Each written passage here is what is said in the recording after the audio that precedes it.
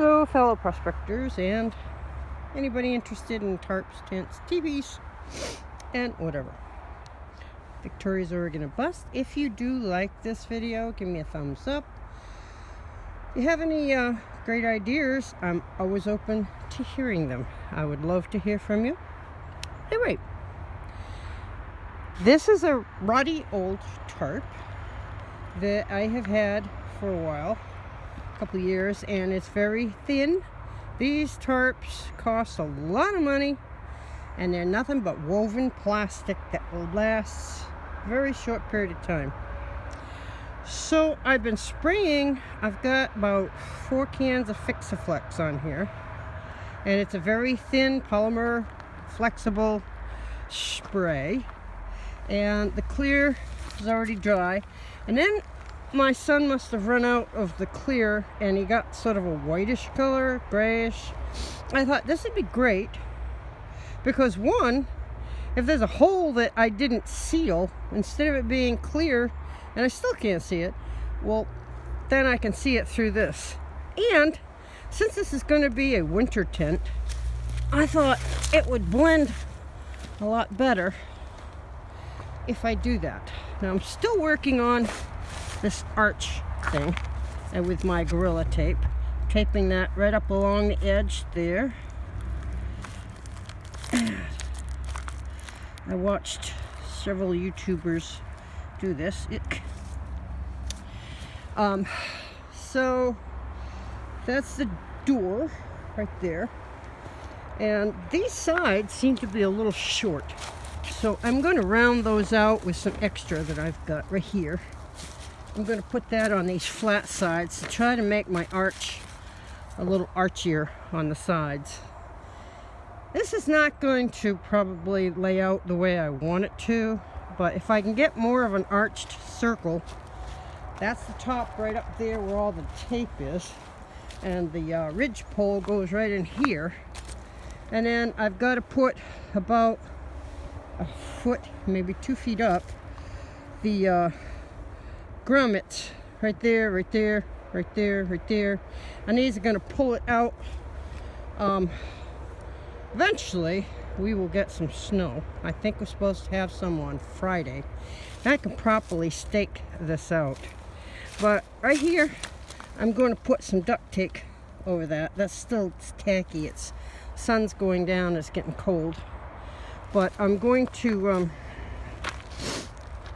use up all the pieces that I cut off from the edges, and I'm going to continue trying to arch this out. And if that isn't enough, I'll cut another tarp. I've got some spare over there. And this here is my teepee stove if I want to use it.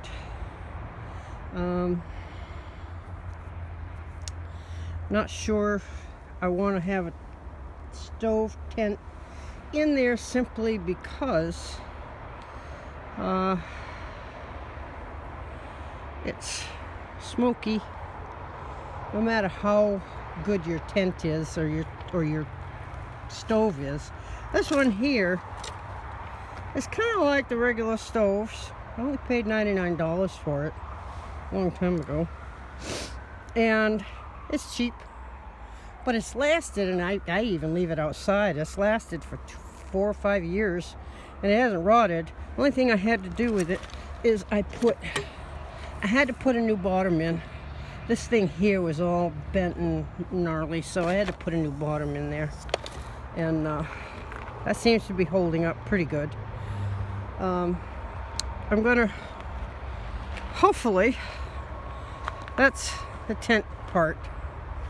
Now for the heater, I watched some girls. I actually brought this over to my brother-in-law. These instructions are so bad. But I discovered that this must have been a return. This is the box I want it to live in. And I'm going to have to flip this upside down. All of this was so ambiguous. They don't even show this stuff in the book right here. They don't even have an instruction manual that makes any sense.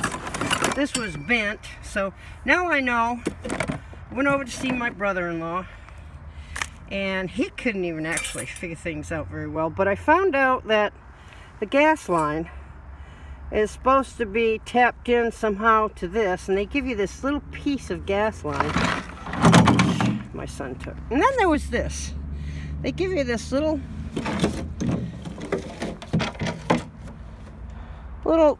thing that your gas line connects to. Right there is something else. That's a filter. And I made this little hole. And now what I'm going to do is I've got some deep sea fishing line, and that's right there. And what I'm going to do is I'm going to hook that piece onto the bottom of this fishing line. Then I'm going to drop the fishing line with it down. Let me see here. I'm not sure if it's supposed to go through here.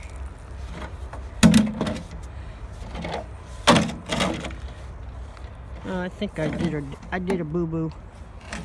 Yep, I did. But I made my hole here, and I was supposed to make it down here. Huh. Well, I think some epoxy and my hot glue heat something, melt that back in. Boo-boo. This is what happens when they send stuff without instructions that make any sense. I mean, if a couple teenage girls, or they look teenage girls. The other thing that's missing, they got this all put into a van. I wouldn't even know where to start thinking about it. If I can get it into this box so it stays waterproof, that is the heat business end. This here is the end that needs to have a lot of oxygen coming in, and so is this. This is the airflow, and that's a vent of some sort, and that needs to have. So I'm going to open this up and shoot that straight out there. I have to build a floor in this in order to screw this plate down onto it through those screws. So I'm going to build a wooden, some kind of a wooden thing to put that in. That way it's right side up. It's got to be flipped upside down, and there has to be room for these guys to come out through the bottom of the toolbox. And if this toolbox stays outside and it rains on it, at least it will be shielded by the cover of the toolbox. So that kind of works out good. I'm not very happy with this situation here, but I could take a piece of this plastic and melt it into that hole and plug it up. I suppose, actually, that isn't a mistake. That'll work. If you hold it like this, that's on the bottom. Alright, so I didn't screw up. I did not screw up. But diesel heaters are not that easy to put together because they give you this instruction book that makes 0 sense at all. There is no extra parts. They give you all kinds of breakdowns here of stuff that doesn't make any sense, and it's got really bad English in it. So I'm sitting there translating as best I can. This here means it's supposed to be flat. So that means I have to build a platform inside the box out of wood and put that down flat so that these tubes can come out from underneath there. But it's obvious this here has to be flat with no 90-degree angles. So that made sense. Then there was this that doesn't show any of the other components other than the heating section and the vent section over there. But they don't give you anything other than a fan and a little cover over there. There's nothing like that on the other side. There's none of that. So then you're sitting there, you're going, wait a minute. It shows 2 tubes, and there's only one tube, unless you're supposed to cut half of this off, but this doesn't fit on here. So what I'm going to do, since that's an intake port, it doesn't get hot, I'm going to use my metal dryer tubing that I brought upstairs, and I'm going to put that on the end of that so that that goes further out. And I got a clamp that'll go around that, and then I'll make a hole on that side for that, got a hole on this side for that, and then probably after this is dropped down, I'll drill holes down at the bottom of this so these tubes can come out the bottom. And then maybe what I'll do is make some kind of a little stand for the toolbox itself. And that will be mounted permanently onto the toolbox, so the toolbox has legs. That way, it'll be off the ground. There'll be room for these guys to come out. And then I can arrange things so that there's no exhaust fumes coming from anywhere. But here's the problem. When I said before earlier, I think this is a returned product. One, there's no muffler. There's supposed to be a little tiny muffler that goes on the end of this. It's probably doesn't even do anything. I think it's just a little tin can. I probably could make a muffler. I know I can make a muffler with a tomato paste can filled with probably some, let's see,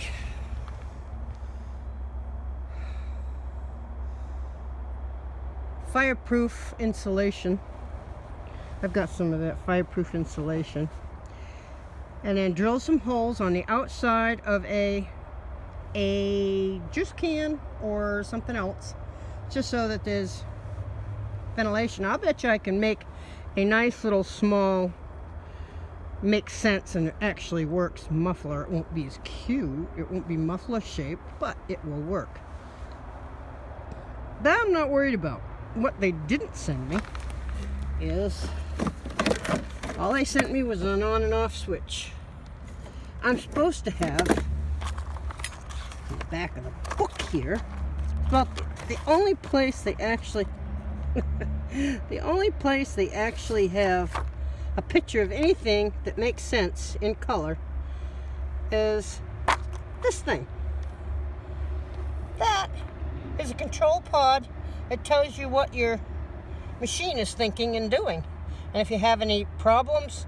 So they give you this entire section back here of maintenance and fault code of the LED screen, and I didn't get, I've dug, that thing is missing. It never showed up. I just barely opened this about 2-3 months after I got it. I was so intimidated by all the parts that came with it, and I didn't think I could put it together. I don't know what I was thinking or what I was going to do with it, but I decided when I finally got the courage to try and get it together, which now is when I've got the courage, and I know how to do this, and now I discover that the most important part is missing. It's the thing that talks to it. I can get it running, I think, without that, just by turning it on, but I'm not sure. I gotta try and see about that. And the other thing is this thing here, which is the fuel pump. This fuel pump, I also had to figure out which end is the business end, which faces the motor, which end faces the fuel tank, and I marked everything. That thing makes a very loud click when it pumps, and it could get kind of annoying if you want quiet, or if you didn't want that clicking sound because you're trying to meditate or whatever.